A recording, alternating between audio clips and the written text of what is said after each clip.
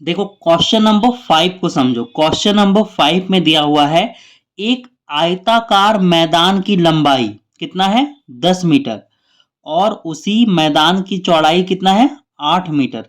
ठीक है।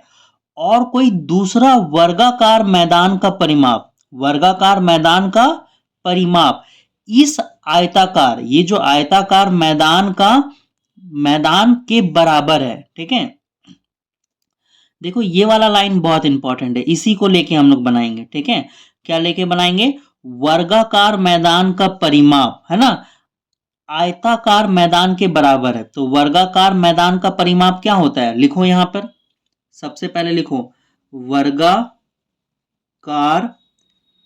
मैदान, वर्गाकार मैदान का परिमाप, वर्गाकार मैदान का परिमाप बराबर है। वर्गाकार मैदान का परिमाप बराबर है, किसके बराबर है? आयताकार मैदान के बराबर है। ठीक है। बराबर क्या लिखोगे? आयताकार मैदान का परिमाप, आयताकार मैदान का परिमाप लिखोगे। ठीक है। वर्गाकार मैदान का परिमाप बराबर है आयताकार मैदान का परिमाप। तो वर्गाकार मैदान का परिमाप का फॉर्मूला होता है 4 इंटू भुजा और आयताकार मैदान का परिमाप होता है 2l प्लस बी। अब देखो ये 4 इंटू भुजा रहेगा यहाँ पे बराबर। अब देखो 2 का 2 लिखोगे। आयताकार मैदान का लंबाई कितना है दिया हुआ है ना, आयताकार मैदान का लंबाई कितना दिया हुआ है 10 मीटर और चौड़ाई 8 मीटर। तो लंबाई लिखोगे 10 प्लस चौड़ाई लिखोगे 8 है ना। अब सॉल्व करो 4 इंटू भुजा बराबर 2 मल्टीप्लाई 10 प्लस 18 है ना। 10 प्लस 8 इक्वल टू 18। अब ये क्या होगा 4 इंटू भुजा बराबर 18 दूनी कितना होता है 36। अब देखो भुजा निकल जाएगा, क्या निकल जाएगा भुजा 36/4। ये गुना में है ना तो भागा में जाएगा, सॉरी गुना में उधर जाएगा तो भागा में आ जाएगा। भुजा कितना निकला 9 निकला। भुजा कितना निकला 9। और क्या लिखोगे 9 मीटर लिखोगे क्योंकि ये लंबाई चौड़ाई मीटर में दिया हुआ था। अब हमसे क्या पूछ रखा था, किस मैदान का क्षेत्रफल अधिक है, किस मैदान का क्षेत्रफल अधिक है। तो देखो क्षेत्रफल बताना है। अब देखो हमारे पास दो, किसका किसका क्षेत्रफल बनाता है बताना है। एक जो वर्ग है ना, किस मैदान का क्षेत्रफल अधिक है ये पूछा है। और एक क्या है आयताकार मैदान है। ठीक है। कौन सा मैदान है आयताकार। देखो ये रफ फिगर मैं बना रहा हूं, तुम्हें बनाने की जरूरत नहीं है। जो वर्गाकार मैदान है ना उसका जो लंबाई है कितना है 9 मीटर है। कितना है 9 मीटर। अभी तो निकालें भुजा कितना है 9 मीटर। ठीक है। और आयताकार जो है ना उसका तो हमें पहले से लंबाई चौड़ाई दे रखा है। लंबाई कितना दिया था 10 और चौड़ाई कितना दिया था 8। तो हमें बताना है कि किसका क्षेत्रफल अधिक है।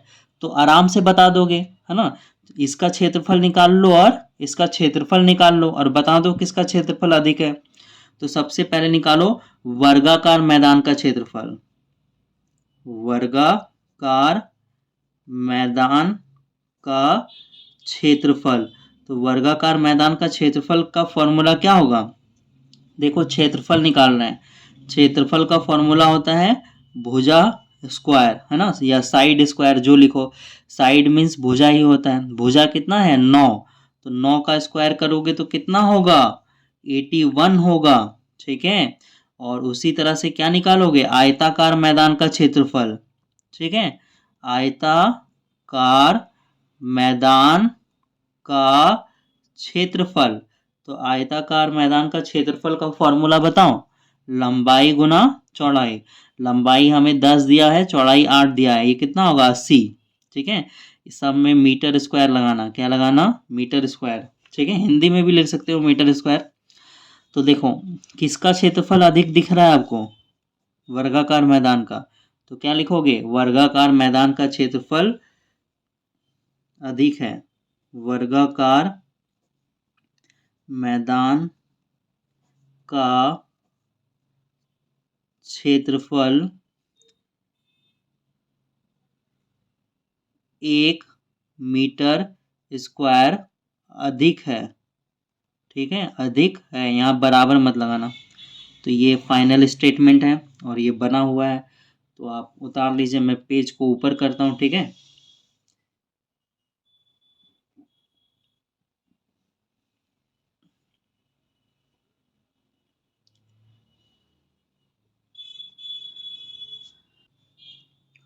क्वेश्चन नंबर 6, इसमें हमें दिया हुआ है एक टाइल का माप। टाइल का माप कितना है? 10 सेंटीमीटर इंटू 12 सेंटीमीटर। तो हमने लिख दिया टाइल का माप 10 सेंटीमीटर इंटू 12 सेंटीमीटर। और देखो इन टाइलों को किस में लगाना है? दीवार में लगाना है। एक दीवार है जिसका है ना क्या दिया हुआ है माप? 3 इंटू 4 मीटर। तो इस दीवार में पूछ रहा है ऐसी कितने टाइलें लगेगी, है ना। तो देखो टाइल का माप लिख दिए हम लोग, और देखो दीवार का क्षेत्रफल हम लोग लिख देते हैं। का क्षेत्रफल बराबर कितना होगा? 3 मीटर इंटू 4 मीटर। यहां पर भी आप लोग माप की जगह क्षेत्रफल ही लिख लो, ठीक है, यहां पर भी क्षेत्रफल लिख लेना।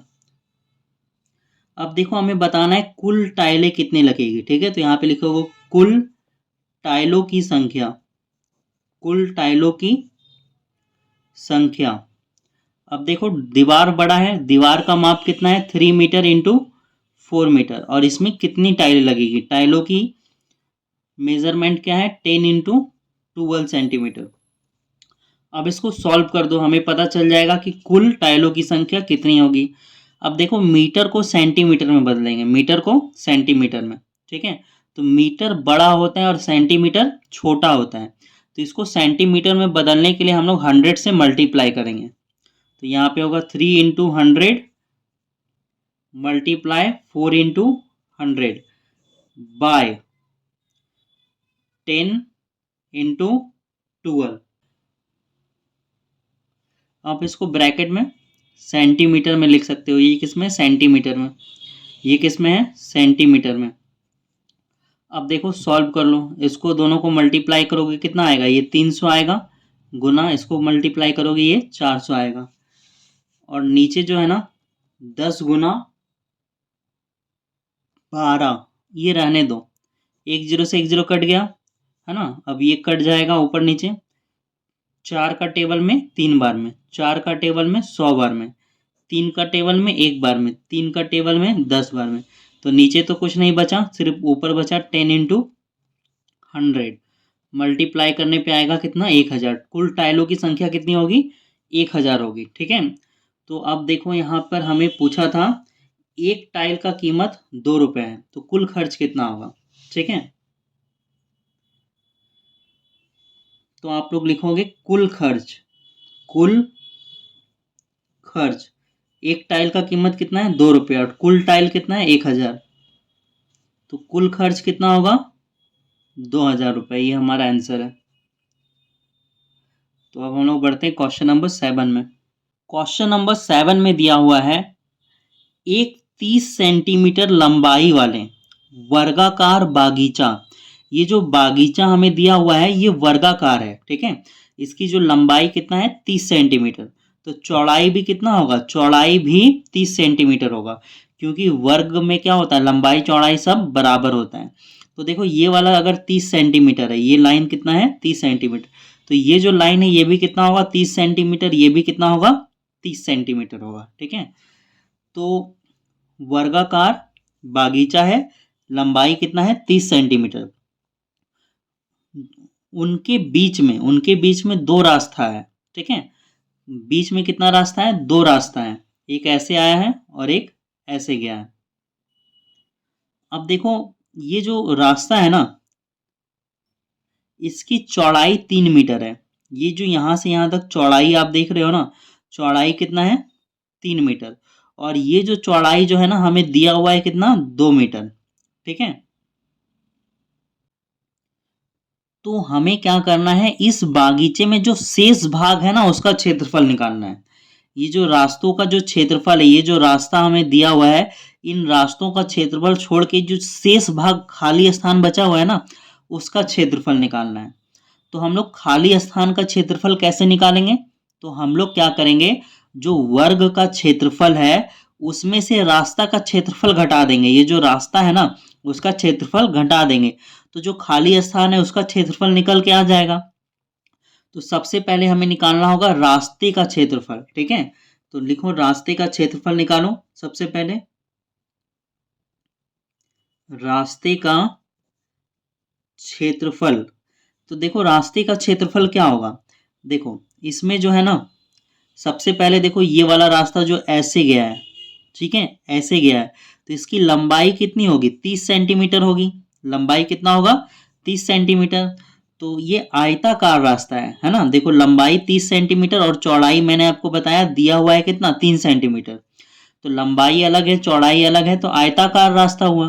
तो रास्ते का क्षेत्रफल क्या होगा, देखो रास्ते का क्षेत्रफल L इंटू बी, है ना, लंबाई गुना चौड़ाई। तो चलो एक लाइन और मैं यहाँ पे ऐड कर देता हूं, ठीक है। रास्ते का क्षेत्रफल मतलब यहाँ पे क्या लिखेंगे, दोनों रास्तों का क्षेत्रफल, दोनों रास्तों का क्षेत्रफल, ठीक है। और इसमें हमें माइनस करना पड़ेगा, घटाना पड़ेगा, माइनस छोटे आयत का क्षेत्रफल। अब छोटा आयत कहाँ पे है वो अभी मैं आपको बताऊंगा, ठीक है। तो सबसे पहले दोनों रास्तों को देखो, ये लंबाई ऐसे गई है, ठीक है। तो लंबाई कितना होगा इसमें, 30 होगा, ठीक है। और चौड़ाई कितना है इस रास्ते का, 3 है, ठीक है। तो रास्तों का क्षेत्रफल क्या होगा, प्लस होगा, दोनों रास्ता का क्षेत्रफल निकालना है। अब देखो ये जो रास्ता है, ये जो लंबाई है ये कितना होगा, 30 होगा, ठीक है। और इसका चौड़ाई कितना है, 2 है। चौड़ाई कितना ये वाला, 2। अब देखो हमने इसको एक लंबा ले लिया, एक लंबा रास्ता ले लिया, और इसमें भी लंबा रास्ता ले लिया, लेकिन जो बीच में ये जो बच रहा है ना, ये 2 बार आ गया। ये कितने बार आ गया, 2 बार आ गया। एक इसमें जब आया और जब ये रास्ता लिए तो इसमें भी आ गया। तो इसको एक बार माइनस करना पड़ेगा, ठीक है। तो देखो इसका जो चौड़ाई है, ये चौड़ाई कितना है, 3 सेंटीमीटर है। ये रास्ता का चौड़ाई 3 सेंटीमीटर, तो ये चौड़ाई कितना होगा, 3 सेंटीमीटर, ठीक है। सॉरी, ये लंबाई आप इसको मान लो, लंबाई कितना होगा, 3 सेंटीमीटर, और चौड़ाई कितना होगा, 2 सेंटीमीटर, क्योंकि ये 2 सेंटीमीटर दिया हुआ है। तो यहाँ पे आप लिख लो, माइनस करना है छोटे आयत का क्षेत्रफल, यानी 3 इंटू 2 आपको माइनस करना है, ठीक है। तो अब इसको मल्टीप्लाई करो, 90 प्लस ये कितना आएगा, 60 माइनस 6, 150 माइनस 6 बराबर कितना आएगा, 144 सेंटीमीटर स्क्वायर, ठीक है। तो रास्ते का क्षेत्रफल निकल गया। अब रास्ते का क्षेत्रफल में हम लोग क्या करेंगे, वर्ग का क्षेत्रफल निकालेंगे और उसमें रास्ते का क्षेत्रफल माइनस कर देंगे। तो लिखोगे वर्ग का क्षेत्रफल बराबर, है ना, वर्ग का क्षेत्रफल का फॉर्मूला क्या होता है, भुजा स्क्वायर। और भुजा हमें पहले से दिया हुआ है 30 सेंटीमीटर है वर्ग का भुजा, और इसको 30 इंटू 30 करोगे, 30 इंटू 30 करोगे ना तो कितना आएगा, 900 आएगा, ठीक है। गुना करके देख लेना। तो वर्ग का क्षेत्रफल कितना होगा, इतना, है ना। और हमें क्या निकालना है, शेष भाग का क्षेत्रफल। तो हम लिखना पड़ेगा शेष भाग का क्षेत्रफल बराबर,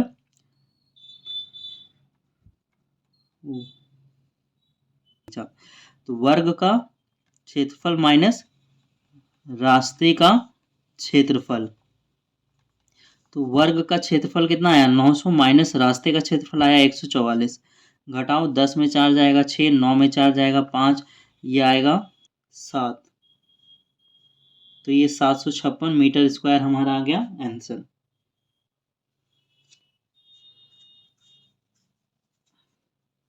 क्वेश्चन नंबर 8, इसमें दिया हुआ है 18 सेंटीमीटर व्यास वाली प्लेट, है ना। एक प्लेट है, एक क्या है, प्लेट। तो प्लेट का जो व्यास है ना, यहाँ से यहाँ तक जो व्यास होगा, लंबाई होगा, ठीक है। तो व्यास कितना है, 18 सेंटीमीटर, ठीक है। और व्यास का आधा जानते हो ना, त्रिज्या होता है। अगर इसका, इस लाइन का अगर मिडिल पॉइंट निकालेंगे तो यहाँ कहीं आएगा। व्यास का आधा त्रिज्या होता है। अगर व्यास 18 सेंटीमीटर है तो इसका त्रिज्या कितना होगा, 9 सेंटीमीटर होगा, ठीक है। क्वेश्चन को समझते हैं। एक 18 सेंटीमीटर व्यास वाली प्लेट, एक प्लेट है और इसका व्यास कितना है, 18 सेंटीमीटर है, ठीक है। प्लेट के किनारे, प्लेट के किनारे, किनारे तो यही होगा, बाहर में तो किनारा नहीं होगा ना, यही किनारा होगा अंदर, है ना। प्लेट के किनारे अंदर की ओर, किनारा ये है, किनारे के अंदर की ओर 4 सेंटीमीटर चौड़ाई का डिजाइन बना हुआ है। ठीक है, तो अंदर की ओर है ना 4 सेंटीमीटर, ये कितना है 4 सेंटीमीटर डिजाइन बना हुआ है कुछ इतना दूरी में। ठीक है, तो मान के चलते हैं ये सर्कल एक ऐसे यहाँ पर इतना दूरी, है ना, देखो इतना दूरी में क्या बना हुआ है, 4 सेंटीमीटर डिजाइन बना हुआ है अंदर की ओर। ठीक है, तो डिजाइन वाले भाग का क्षेत्रफल निकालिए। तो ये जो डिजाइन बना हुआ है ना, इसका क्षेत्रफल निकालना है। तो क्षेत्रफल कैसे निकालोगे, सबसे पहले ये जो बड़ा वृत्त आप देख रहे हो, बड़ा वृत्त का क्षेत्रफल में ये छोटे वृत्त का अगर क्षेत्रफल माइनस कर दो तो ये क्या हो जाएगा, ये छायांकित भाग या फिर इसको जो डिजाइन वाला भाग है इसका क्षेत्रफल निकल जाएगा। तो देखो जो बड़ा वृत्त है ना, बड़ा वृत्त का व्यास कितना था 18 सेंटीमीटर, तो छोटे वृत्त का व्यास क्या होगा,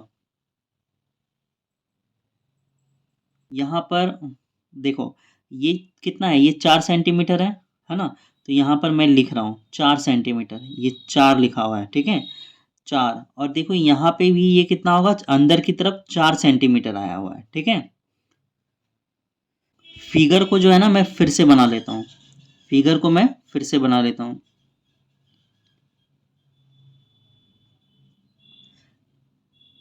देखो ये कितना है 4 सेंटीमीटर होगा, और ये भी 4 सेंटीमीटर, अंदर की तरफ कितना है 4 सेंटीमीटर डिजाइन है। ठीक है,